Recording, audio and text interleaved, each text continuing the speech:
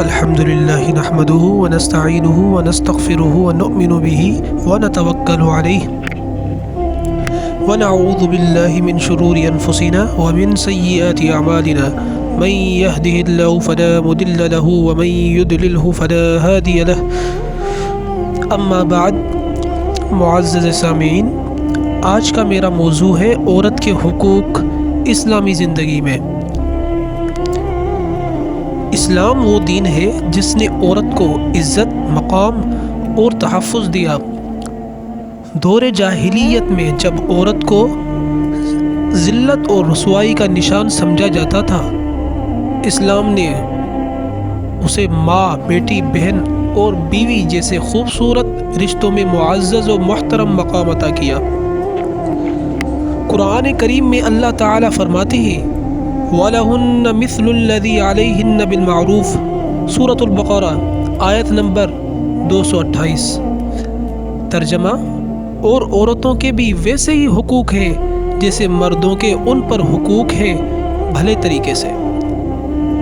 یہ آیت عورت اور مرد کے درمیان توازن اور برابری کا اعلان ہے۔ نبی کریم صلی اللہ علیہ وآلہ وسلم نے فرمایا، تمہاری ماں، تمہاری ماں، تمہاری ماں، پھر تمہارا باپ۔ اسلام میں ماں کا مقام 3 گنا زیادہ رکھا گیا ہے۔ کیوں؟ کیونکہ وہ تربیت، محبت اور قربانی کی علامت ہے۔ اسلام نے بیٹی کو رحمت قرار دیا۔ نبی کریم صلی اللہ علیہ وآلہ وسلم نے فرمایا، جس نے 2 بیٹیوں کی اچھی تربیت کی وہ جنت میں میرے ساتھ ہوگا۔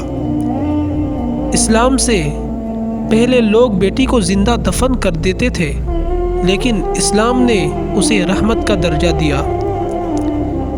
بیوی شوہر کے شریک حیات ہے، نہ کہ غلام۔ نبی اکرم صلی اللہ علیہ وآلہ وسلم نے فرمایا، تم میں سب سے بہترین وہ ہے جو اپنی بیوی کے ساتھ بہترین سلوک کرے۔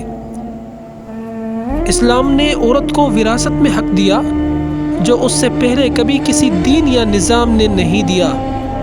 وہ خود اپنی کمائی کی مالک ہے اور اس پر کسی کا حق نہیں۔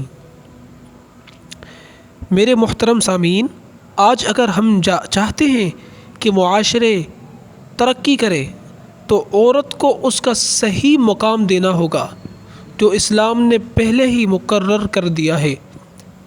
ہمیں چاہیے کہ اسلامی تعلیمات کے مطابق عورت کے حقوق کا خیال رکھیں، نہ صرف زبان سے بلکہ عملی طور پر۔ اللہ تعالی ہمیں عمل کی توفیق عطا فرمائے۔ وما علینا الا البلاغ المبین۔